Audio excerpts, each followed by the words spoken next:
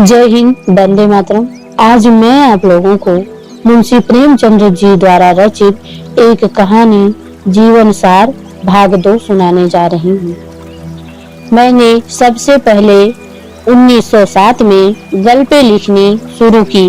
Doctor Rabindranath की कई गल्पें मैंने अंग्रेजी में लिखी और उनका उर्दू में अनुवाद उर्दू पत्रिकाओं में छपवाया। उपन्यास तो मैंने 1901 ही से लिखना शुरू किया। मेरे एक उपन्यास 1902 में निकले और दूसरा 1904 में, लेकिन गल्प 1907 से पहले मैंने एक भी बार न लिखी थी।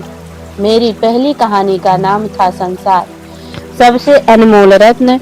वह 1909 में जमाने में छपी थी।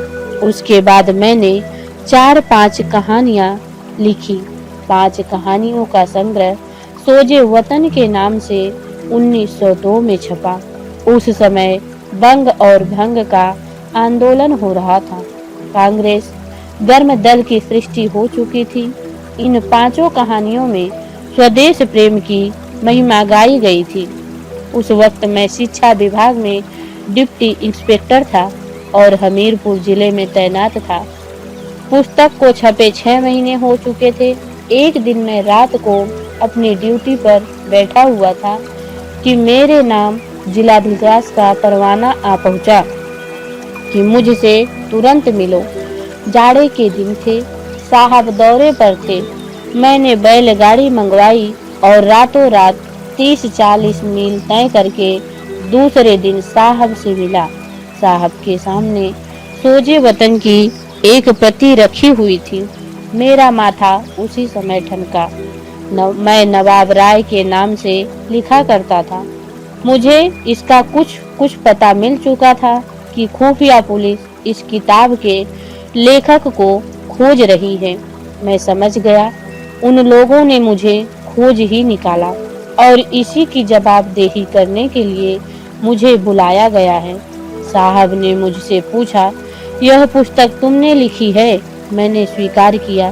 साहब ने मुझे एक एक कहानी का आशय पूछा और अंत में बिगड़ कर बोले, तुम्हारी कहानी में सिडिशन भरा हुआ है। अपने भाग्य को बखानो कि अंग्रेजी अमलदारी में हो। मुगलों का राज्य होता तो तुम्हारे दोनों हाथ काट लिए जाते। तुम्हारी कहानियां एकांगी हैं। तुमने अंग्रेजी सरकार की तौहीन की है।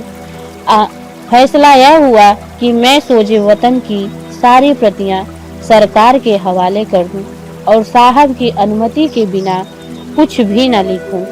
मैंने समझा, चलो सस्ते में छूट गए। 1000 प्रतियां छपी थी। अभी मुश्किल से 300 बिकी थी। 700 प्रतियां मैंने जमाना कार्यालय से मंगवाकर साहब की सेवा में अर्पण कर दी। मैंने समझा बला टल गई, किंतु अधिकारियों को इतनी आसानी से संतोष कहाँ होता है। मुझे बाद में मालूम हुआ कि साहब ने इस विषय में जिले के अन्य कर्मचारियों से परामर्श लिया।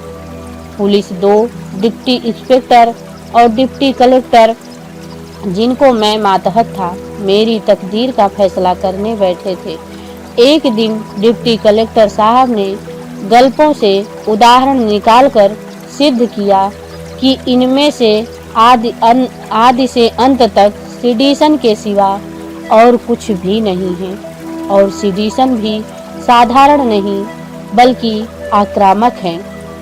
पुलिस के देवता ने कहा, ऐसे खतरनाक आदमी को जरूर सख्त सजा देनी चाहिए। डिप्टी इंस्पेक्टर साहब मुझसे बहुत स्नेह करते थे। इस समय भय से कहीं मालूम तूल न पकड़ ले, उन्होंने यह प्रस्ताव रखा कि वह मित्र भाव से मेरे राजनीतिक विचारों की थाह ले और उस कमेटी में रिपोर्ट पेश करे। उनका विचार था कि मुझे समझा दें और रिपोर्ट में लिख दें कि लेखक केवल कलम का उग्रवादी है और राजनीतिक आंदोलन से उसका कोई संबंध नहीं। कमेटी ने उनके प्रस्ताव को स्वीकार किया। हालांकि पुलिस के देवता उस वक्त भी पैतरे बदल रहे थे। सहसा कलेक्टर साहब ने डिप्टी इंस्पेक्टर से पूछा, आपको आशा है कि वह आपसे अपने दिल की बात कह देगा? आप मित्र बनकर उसका भेद लेना चाहते हैं तो यह मुखबिरी है। मैं उसे कमीनापन समझता हूँ। डिप्टी साहब अप्रतिभ होकर हकलाते हुए बोले, मैं तो हुजूर के हुक्म।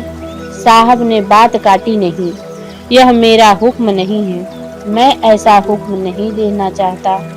अगर पुस्तक के लेखक का सिटीजन साबित हो सके तो मैं खुली अदालत में मुकदमा चलाइए, नहीं धमकी देकर छोड़ दीजिए। मुंह में राम बगल में छुरी मुझे पसंद नहीं। यह वृत्तांत डिप्टी इंस्पेक्टर साहब ने कई दिन पीछे खुद मुझसे कहा तो मैंने पूछा, क्या आप सचमुच मेरी मुखावरी करते हैं? वह हंसकर बोले, असंभव। कोई लाख रुपए भी दे तो मैं न करूं। मैं तो केवल अदालती कार्रवाई रोकना चाहता था और वह रुक गई। मुकदमा अदालत में आता तो सजा हो जाना यकीन था। यहाँ आपकी पैरवी करने वाला कोई भी न मिलता, मगर साहब हैं शरीफ आदमी। मैंने स्वीकार किया, बहुत ही शरीफ। तब मैं हमीरपुर में ही था कि मुझे पेचिश की शिकायत पैदा हो गई।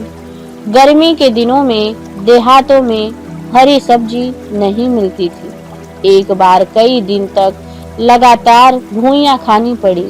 यूं मैं घुइयों को बिच्छू समझता था और तब भी समझता था, लेकिन न जाने क्यों यह धारणा मन में हो गई कि अजवाइन से घुइयों का बादीपन चला जाता है। खूब अजवाइन खा लिया। 10-12 दिन तक किसी तरह का कष्ट न हुआ। मैंने समझा शायद बुंदेलखंड की पहाड़ी जलवायु में मेरी दुर्बल पाचन तीव्र कर दिया था। लेकिन एक दिन पेट में फिर से दर्द हुआ और मैं सारे दिन मछली की भांति तड़पता रहा। हाकिया लगाई मगर दर्द कम ना हुआ। दूसरे दिन से पेचिश हो गई। मल के साथ आव आने लगा, लेकिन दर्द जाता रहा। 1 महीना बीत चुका था। मैं कस्बे में पहुंचा तो वहां के थानेदार साहब ने मुझसे थाने में ही ठहरने और भोजन करने का आग्रह किया। कई दिन से मूंग की दाल खाते मैं ऊब गया था। सोचा क्या हर्ज है, आज यही ठहरूंगा, भोजन तो स्वादिष्ट मिलेगा। खाने में ही अड्डा जमा दिया। दारोगा जी ने जिमीकंद का सालन पकवाया और पकौड़ियाँ, दही बड़े, पुलाव सब बनवाए। जिमीकंद तो मैंने केवल 2 फाके खाई, लेकिन खा पी कर जब थाने के सामने दारोगा जी के फूस के बंगले में लेटा तो 2.5 घंटे के बाद पेट में फिर दर्द होने लगा। सारी रात और अगले दिन भर कराहता रहा। सोडे की 2 बोतलें पीने के बाद जाकर चैन मिला। मुझे विश्वास हो गया यह जिमीकंद की कास्तानी है। घुइयों से पहले मेरी कुट्टी हो चुकी थी, अब जिमीकंद से भी बैर हो गया है। तब से इन दोनों चीजों की सूरत देखकर मैं कांप जाता हूँ। दर्द तो जाता रहा, पर पेचिश ने अड्डा जमा दिया। 24 घंटे तनाव रहता, अफरा हुआ करता। संयम के साथ 4-5 मील टहलने जाता, व्यायाम करता, कोई न कोई औषधि भी खाया करता, किंतु पेचिश करने का नाम नहीं लेती और देह भी घुलती जाती थी। कई बार कानपुर आकर दवाई कराई। एक बार महीने भर प्रयाग में डॉक्टरी आयुर्वेदिक औषधियों का सेवन किया, पर कोई फायदा नहीं हुआ। तब मैंने तबादला कराया। चाहता था रोहेलखंड पर पटका गया, बस्ती के जिले में, और हल्का वह मिला जो नेपाल की तराई है। सौभाग्य से वही मेरी परिचय पंडित मन्नन द्विवेदी गजपुरी से हुआ, जो डोमरियागंज के तहसीलदार थे। कभी कभी उनके साथ साहित्य की चर्चा हो जाती थी, लेकिन यहाँ आकर पेचिश और बढ़ गई। तब मैंने 6 महीने की छुट्टी ली और लखनऊ के मेडिकल कॉलेज से निराश होकर काशी के एक हकीम से इलाज कराने लगा। 3-4 महीने बाद कुछ थोड़ा सा फायदा तो मालूम हुआ, पर बीमारी जड़ से न गई। जब फिर बस्ती में पहुंचा तो वही हालत हो गई। जब मैंने दौरे की नौकरी छोड़ दी और बस्ती हाई स्कूल में स्कूल मास्टर हो गया, फिर यहाँ से तब्दील होकर गोरखपुर पहुंचा। ब्रिटिश पूर्वतः जारी रही। यहाँ मेरा परिचय महावीर प्रसाद पोद्दार से हुआ, जो साहित्य के मर्मज्ञ, राष्ट्र के सच्चे सेवक और बड़े ही उद्योगी पुरुष हैं। मैंने बस्ती से ही सरस्वती की कई गल्पें छपवाई। पोद्दार जी की प्रेरणा से मैंने कई उपन्यास लिखा और सेवा सदन की दृष्टि से वहीं मैंने प्राइवेट बीए भी पास किया। सेवा सदन का जो आदर हुआ, उससे उत्साहित होकर मैंने प्रेमाश्रम लिख डाला और गल्पें भी बराबर लिखता रहा। कुछ मित्रों के विशेषकर पोद्दार जी की सलाह से मैंने जल चिकित्सा आरंभ की, लेकिन 3-4 महीने के स्नान और पथ्य के मेरा दुर्भाग्य से यह परिणाम हुआ कि मेरा पेट बढ़ गया और मुझे रास्ता चलने में भी दुर्बलता मालूम होने लगी। एक बार कई मित्रों के साथ मुझे एक जीने पर चढ़ने का अवसर और थोड़ा धड़धड़ाते हुए चले गए, पर मेरे पांव ही न उठते थे। बड़ी मुश्किल से हाथों का सहारा लेते हुए ऊपर पहुंचा।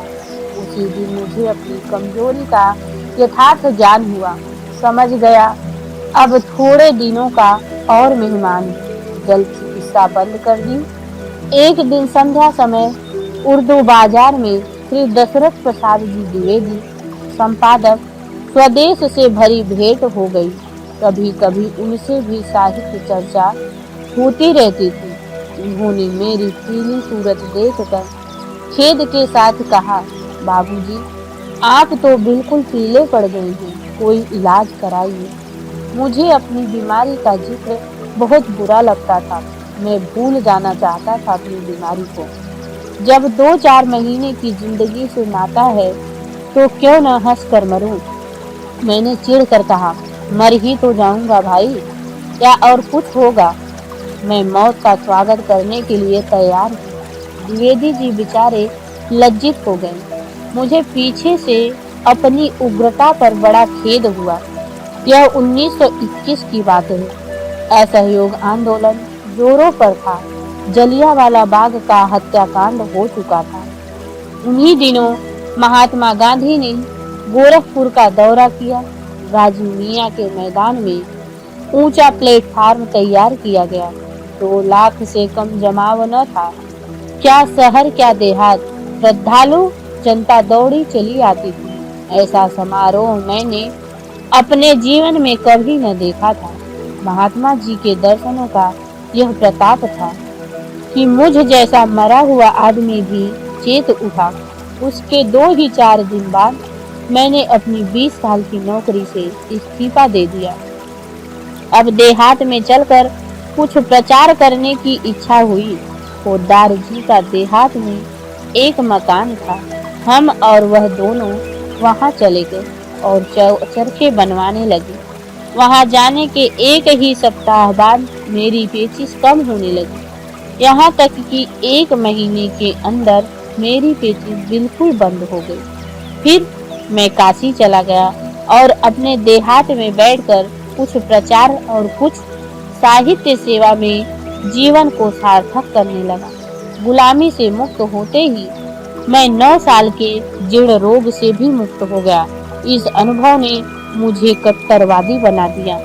अब मेरा दृढ़ विश्वास है कि भगवान की जो इच्छा होती है वही होती है और मनुष्य का उद्योग भी इच्छा के बिना सफल नहीं होता। जय हिंद, जय भारत। अगली कहानी में हम आपसे फिर मिलेंगे।